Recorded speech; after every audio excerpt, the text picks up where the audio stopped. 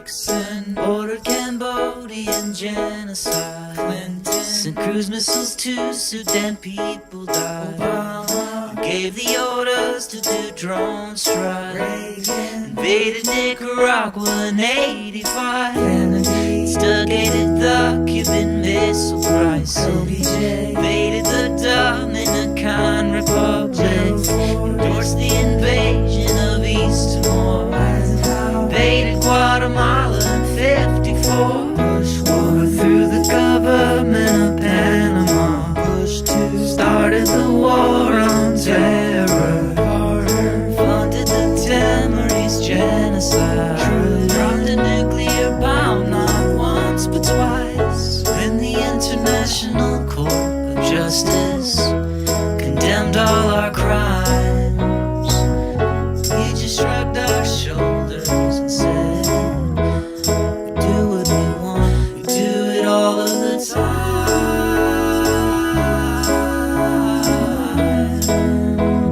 We even ramped up the genocide.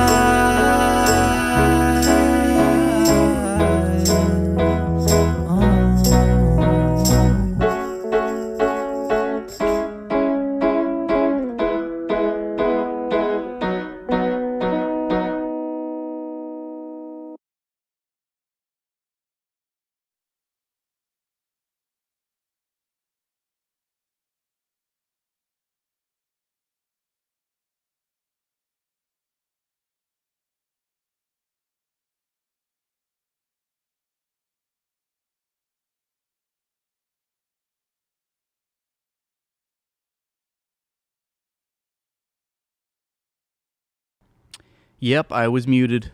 I was just making sure that you were paying attention is all. That's it. And you were. And so you passed, and so you're going to get a gold star at the end of the stream. So welcome in, everybody.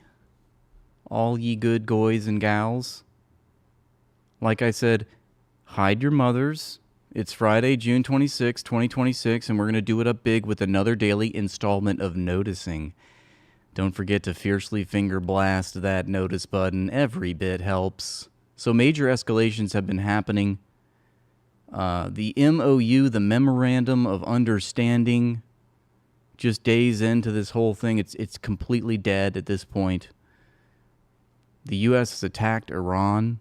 Iran, once again, is vowing retaliation.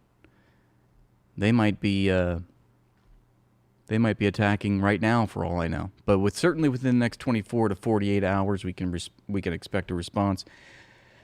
But the shit's hitting the fan. It's going fast south once again, and the Lebanese are even taken to the streets after some agreement was reached between the traitorous Lebanese government and the Israeli government that will allow for the IDF to occupy Lebanon indefinitely. Can you believe that?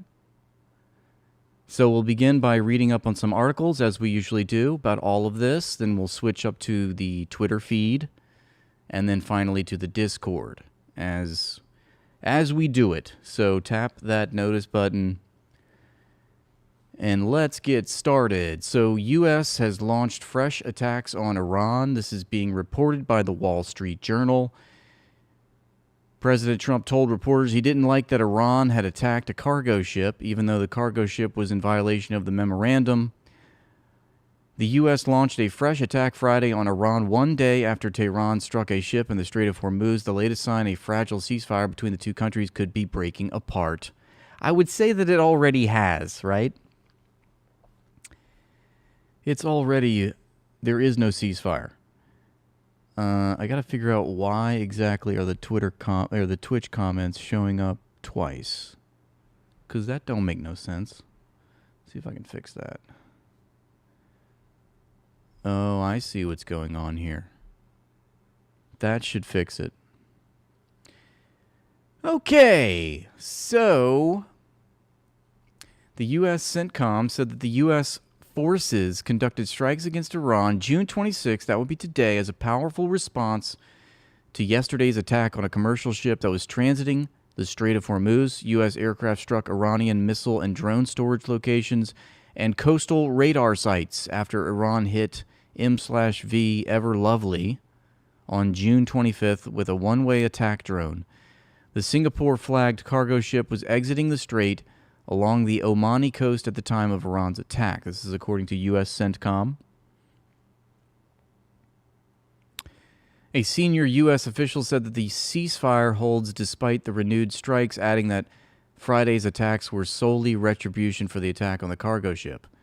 State media in Tehran said a telecommunications tower had been hit by projectiles in Sirik, a port facing Hormuz that hosts a naval base of the Islamic Revolutionary Guard Corps.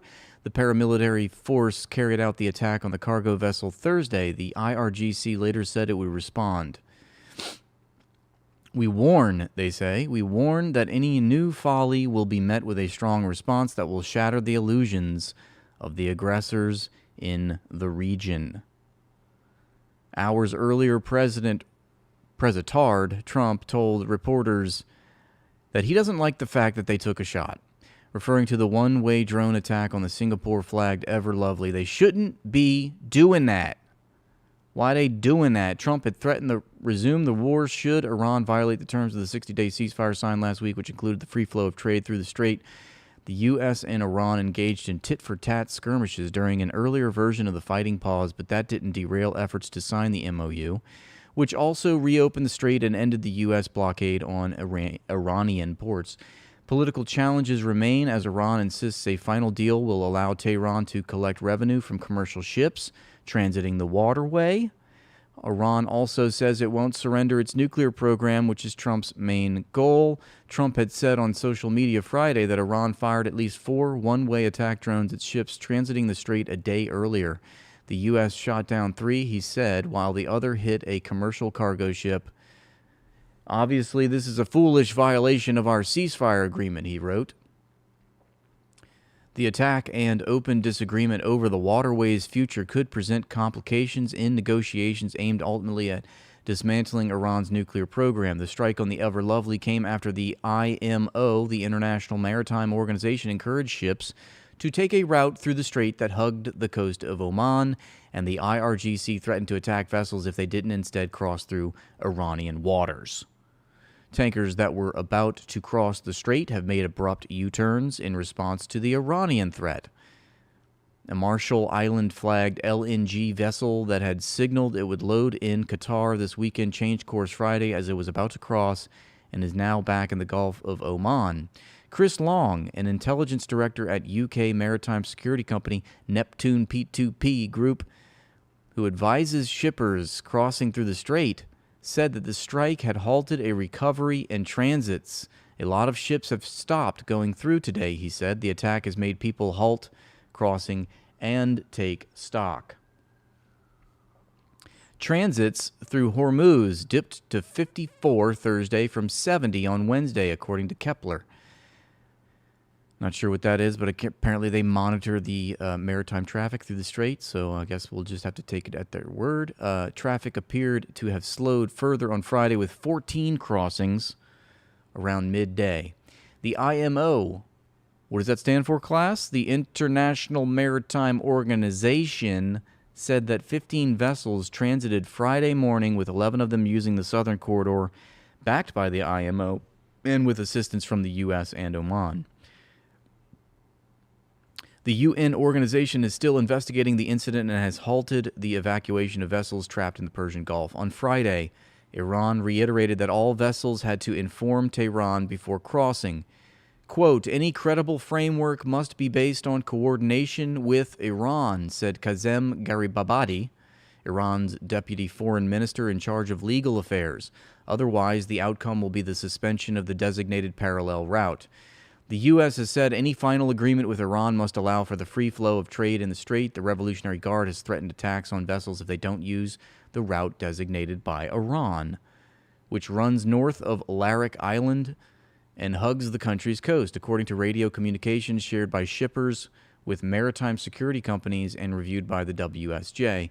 Go back and go to the north of Larak Island, a Republican Guard Navy officer told the ship's captain Thursday morning. You were in range of my missile, bitch. I added the bitch for color, but those were the vibes. The captain then agrees to change course. I already passed the Strait of Hormuz. I'm going back, he said. The attack on the Ever Lovely caused no casualties, and the vessel continued to sail, but the incident rattled the fragile confidence of ship owners and crews who have been stuck in the Gulf for months, and I'm sure the insurance companies that insure these ship owners, I'm sure they're not too pleased, not too plussed about this. Bigger international companies are slowing down their activity in the Strait, but ships flagged by countries friendly to Iran are still going through, said Eli Shafiq, director of intelligence at maritime security company Vanguard Tech. Thursday's attack is likely to reinforce to insurers and shippers that there still is a very present threat, and that's one that can be dialed up quite significantly if negotiations fall apart, said Jack Kennedy, in charge of Middle East country risk at S&P Global Market Intelligence. Love that. Under the MOU signed by the U.S. and Iran last week, both sides agreed to stop striking each other and lift their blockages in the Strait of Hormuz, then begin 60 days of talks on Iran's nuclear program. Tehran committed to make its best efforts to reopen the strait after its attacks during the war halted traffic through the strategic oil export route. But the pact also stipulates that the future administration of the waterway should be based on talks between Iran and Oman, which controls the strait's southern shores. Amjad Taha, a political strategist, said the attack showed the current agreement offered no practical guarantee of safe passage through the strait. Shippers usually look for some sort of assurance that their transits will be safe, said Lars Jensen, chief executive of container shipping consulting firm Vespucci Maritime, and they will get that assurance only when it is clear Iran is happy with the arrangements. That's right, Iran is happy, not the United States is happy. They'll get the assurance when Iran is happy. Iran doesn't control the Strait of Hormuz, but they have the ability to deny its usage to anyone they see fit. Well, it kind of sounds like they control the Strait of Hormuz then. Dildo. They don't control the strait. They just can refuse people to acquire access through the strait at will. Okay. Here is the latest from Haaretz. Now, I don't have a subscription to Haaretz. I don't think I need to give the Jews any more of my money. But we do have a workaround. There is, indeed, a loophole. So my hand rubbing has intensified. And we're going to take a look at what they're talking about, what they're crying about, more like. Because that's what they love to do. They love to cry about it. Israel-Lebanon talks in Washington extended to the fourth day amid deadlock on Hezbollah ceasefire and IDF withdrawal. So, the Lebanese government is just absolutely traitorous, absolutely despicable. I've heard that they've reached an agreement with the Israelis, and it allows for the IDF to continue to occupy Lebanon. The people are in the streets, okay? The Lebanese are in the streets right now. They're revolting. They're protesting the Lebanese government. This is why Hezbollah has become so popular, because they're actually the resistance to occupation. They're not bought and sold by Zionists. They are the actual antagonism, the authentic antagonism, as we like to say. The talks between Israel and Lebanon are set to continue Friday at the State Department in Washington after the parties failed to reach agreements in the first 3 days of the talks.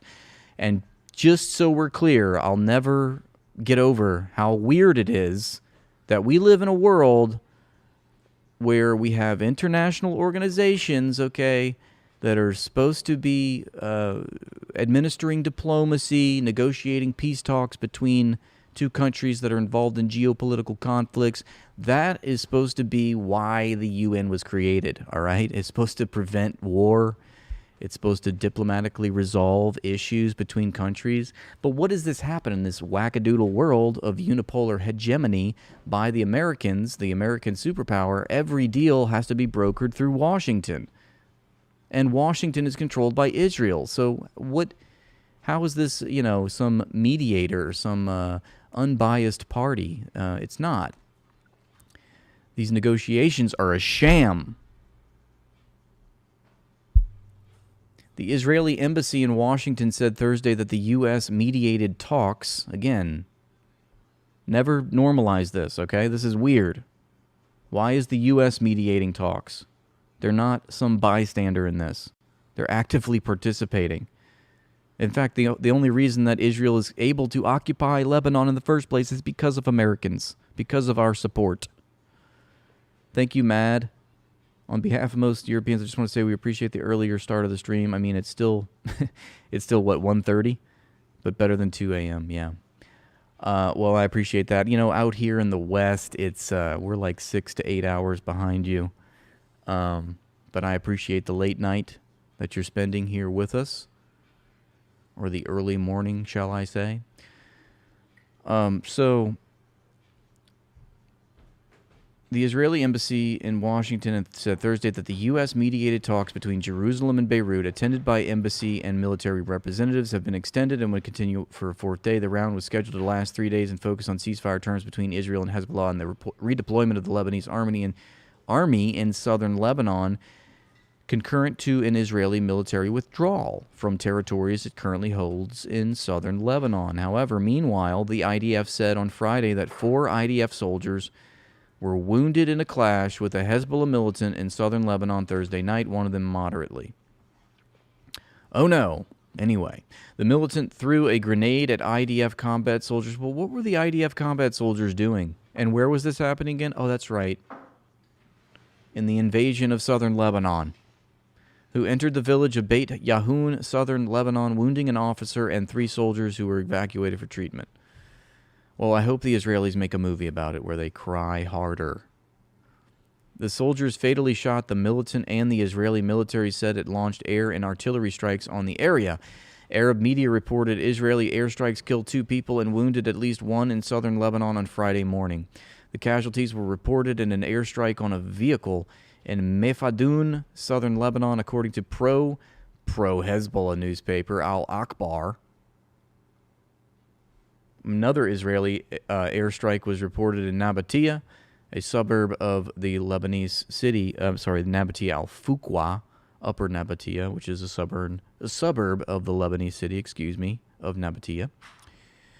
Senior Israeli and Lebanese officials denied on Thursday that there had been any Israeli withdrawal from occupied southern Lebanon after a State Department official said Israel had pulled back from parts of the territory it occupies in its war with Hezbollah, in what the officials described as a good faith gesture toward Lebanon's government. The U.S. officials said the Lebanese armed forces should now move into the vacated areas and assume control, adding that the move should serve as a model for a phased redeployment across southern Lebanon under, once again, that phrase, U.S. brokered arrangements. This is a significant demonstration of good faith toward Lebanon's legitimate government, the officials said, adding that Lebanese forces should verifiably clear out terrorist weapons and infrastructure in areas Israel has left. Well, if Israel has left it, then there are no terrorists present. Israel just needs to vacate, withdraw. Then the terrorism stops. The official did not say how much territory Israel had withdrawn from or where the pullback occurred, and gave no details on the scope or exact locations of the reported redeployment. Israel and Lebanon are holding U.S.-mediated talks in Washington aimed at stabilizing the border and shaping post-war security arrangements following months of fighting with Hezbollah. A senior Lebanese security official said they were... I see you. Said they were unaware of any confirmed Israeli withdrawal from the so-called buffer zone in the south, saying they had not received information indicating such a move had taken place. Of course, Satan Milikowski said on Wednesday that Israel would not withdraw from the IDF-controlled buffer zone as long as I am prime minister, saying, "We will maintain the security zone in southern Lebanon." And then he burst into a demon with wings and he flew away. Defense Minister Israel Katz, who is a dog, it's kind of ironic, has taken an even harder line, saying Israel will not withdraw from occupied areas, even if there is an American demand to do so, adding that soldiers in, residents out. We are not withdrawing. That's pretty revealing, right? Soldiers in, residents out. That's 4 words to describe their policy of ethnic cleansing. An Israeli source told Haaretz on Sunday that Israeli and Lebanese representatives negotiated to determine the pilot areas set to be transferred to exclusive Lebanese military control, requiring IDF withdrawal of the south of the yellow line from some of these areas. And I can't help but say that we are consistently on the daily vindicated with our analysis. Something I always say, and I'm sure you agree, as long as there is this state of Israel that is in existence in the Middle East, there will always be violence. There will never be peace. There will never be a ceasefire. If there is, some agreement of understanding or, some path to peace, it's going to be sabotaged because there is this state called Israel, and they are fucking psychopaths.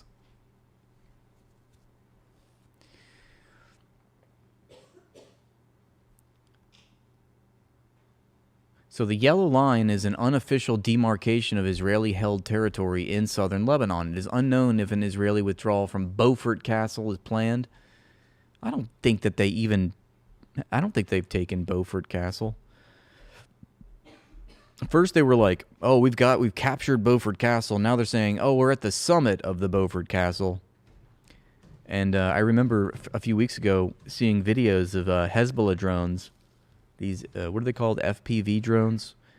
They use fiber optic cables to launch them into the occupied areas to attack these troops and tanks and stuff. And we've got footage of them beating back the Israelis from Beaufort Castle. So I don't know. Here's a picture of smoke rising to the sky in an area near Beaufort Castle following an Israeli military strike in southern Lebanon, as seen from northern Israel. The source said that some of the areas set to be handed over to Lebanon's armed forces are not currently held by Israel and will therefore not require an IDF withdrawal. Lebanese Al Jadid later reported that the Lebanese army was advancing towards the village of Kfar Tebnit in southern Lebanon's Tyre district, about 300 meters away from Israeli military forces in the village. I mean, I'm pretty sure Tyre is one of those places that's been completely leveled at this point. I've seen so many clips. We've seen so many clips of Tyre getting demolished. Israeli drones fired several flares at the Lebanese forces, the report said. The Lebanese army evacuated its position in the village last week due to the IDF's advances, citing a security source. The IDF pilot zones under which the Lebanese army would assume full responsibility for the territory was first mentioned in a joint statement issued by the State Department on behalf of the U.S., Israel, and Lebanon after the previous round of talks in Washington earlier this month. So, lots of turmoil happening in Lebanon, as we were talking about. In other news, the Venezuela earthquakes, the two earthquakes that happened a day or two ago, apparently the death toll has reached nearly 1,000. So it's just every time I look at the news, it's gone up by a couple hundred. So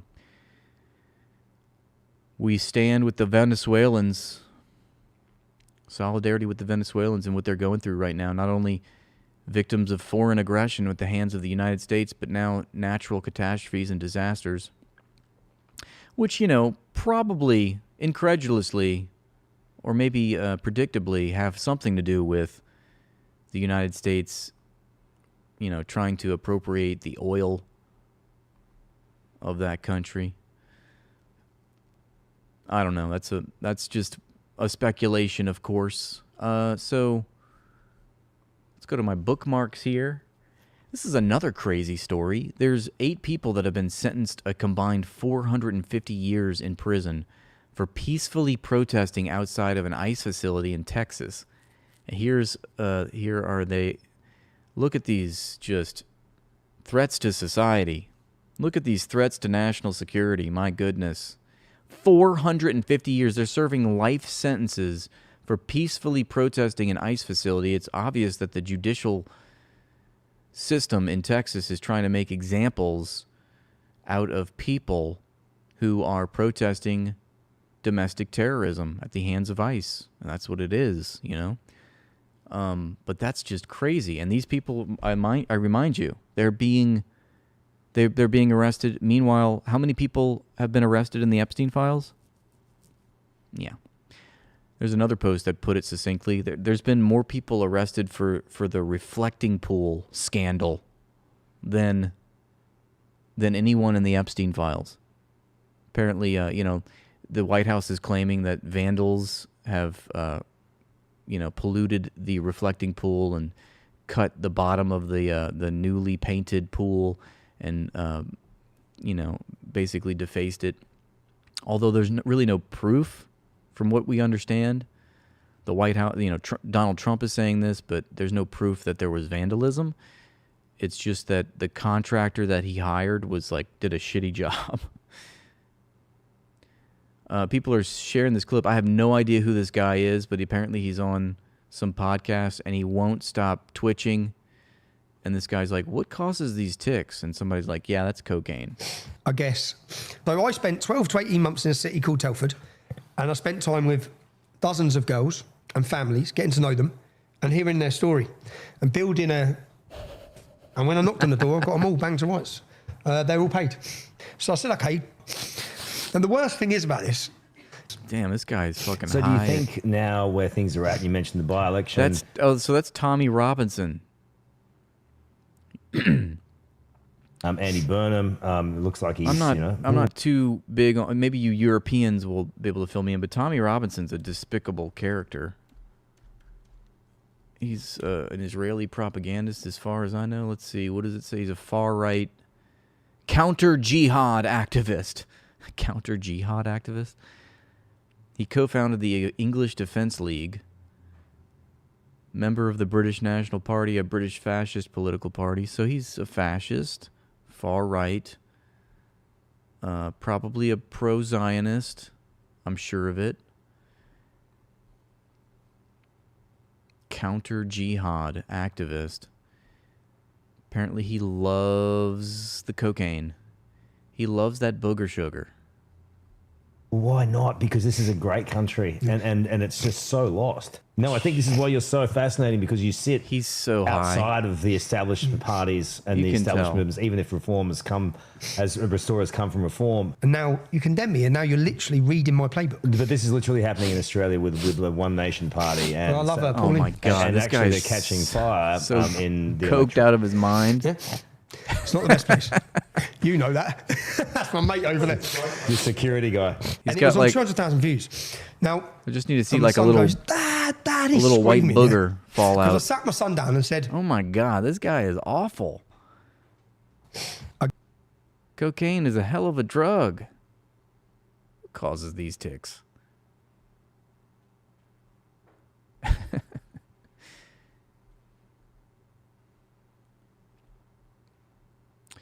Ben Shapiro's also crying. Somebody asks him, people claim Israelis celebrate Lag BaOmer. I don't know what that is, but by throwing kittens and puppies into bonfire. What is Lag? Probably some Talmudic tradition. Lag BaOmer. It's a Jewish religious holiday celebrated on the 33rd day of the counting of the Omer, which occurs on the 18th day of the Hebrew month of Iyar. And of course, in typical Jewish tradition, they gotta set shit on fire.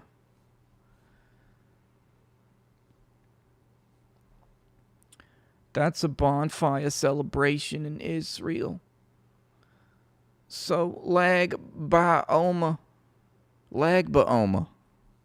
I'm learning. I've learned so much about the Jewish tradition against my will the past 3 years.